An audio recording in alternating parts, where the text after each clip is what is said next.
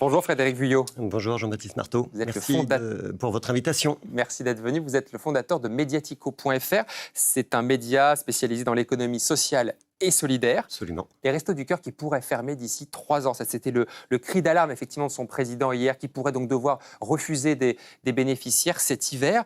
Déjà, ça vous a surpris cet appel au secours du président des Restos ? Alors, pas tant que ça, en réalité, parce que le monde associatif ne va pas bien, le monde de la solidarité alimentaire en particulier ne va pas bien du tout. Pourquoi ? Parce qu'on a des mécanismes économiques qu'on connaît bien, dont vous parlez sur ce plateau. C'est l'augmentation des prix des denrées alimentaires, plus 20% en l'espace de moins de 2 ans. C'est les difficultés sociales qui s'accroissent évidemment chez les Français. Donc, les besoins sociaux sont de plus en plus importants. Et nous, ce qui nous intéresse chez Mediatico, c'est évidemment de comprendre ces mécanismes à la fois économiques, sociaux et environnementaux, parce que les enjeux climatiques sont aussi importants dans l'économie sociale et solidaire. Et tout ça, très souvent, est lié de façon assez intime. Donc voilà, on entend ce cri d'alarme tous les ans, de façon récurrente, pas forcément chez les Restos du Cœur, mais on a des grosses ONG, des grosses associations qui disent « Attention, là on a un vrai problème, il faut que vous nous aidiez ». Parce que notamment, effectivement, il y a les restos, mais il y a plein d'associations qui viennent en aide pour l'aide alimentaire déjà, qui est quand même l'aide de base, et on voit des augmentations des bénéficiaires de manière très importante dans plein d'associations qui disent « On est à plus 10, plus 20%. » Plus 20%, plus 40% parfois sur certaines régions, dans certaines antennes localisées dans certains départements. Ça vaut pour les épiceries solidaires, ça vaut pour les cafés associatifs, ça vaut pour les grosses ONG d'aide alimentaire, effectivement. Ça vaut pour ces associations qui font des maraudes auprès des sans-abri pour aller leur apporter des paniers repas ou des soins.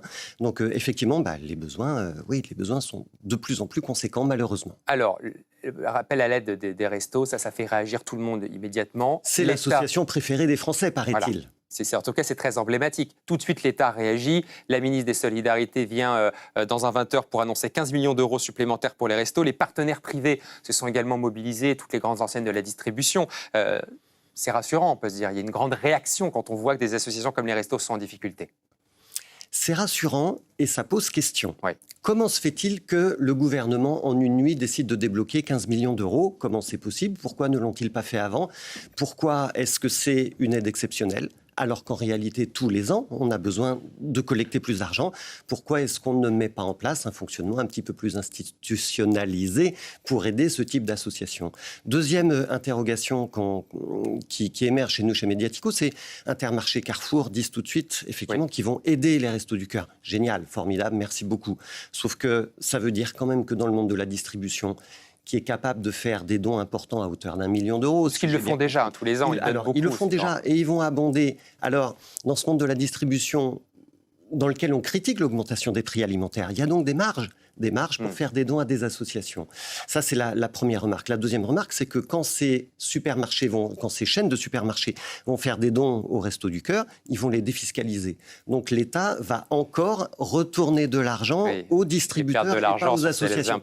Donc en fait, c'est tout le mécanisme qui est à repenser et on sent que ça va pas bien. Est-ce qu'on peut dire quand même que le cri d'alerte du président des Restos a été entendu, que ça y est, il n'y aura pas de bénéficiaires qui seront rejetés, qui seront mis à la rue cet hiver ? Tout le monde va pouvoir être nourri non, s'il en a besoin. tout le monde ne sera pas nourri parce que malheureusement, les besoins sont croissants et on se retrouve dans certains départements, dans certaines régions, avec des antennes dont les entrepôts se vident beaucoup plus vite que prévu. Donc il faut refaire des collectes encore plus.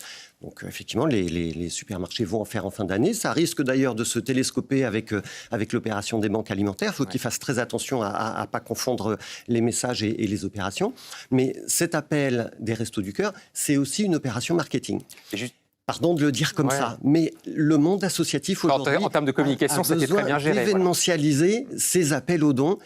Et ça montre, là encore, que on est dans un monde de la communication, mais aussi un monde qui a besoin de tirer toutes les ficelles possibles pour arriver à s'en sortir. D'un point de vue communication, effectivement, ça a été très efficace. Pour finir, on croyait que les Français étaient extrêmement généreux. Ils le sont peut-être toujours, mais est-ce qu'ils le sont moins maintenant avec l'inflation ? Ils le sont moins avec l'inflation.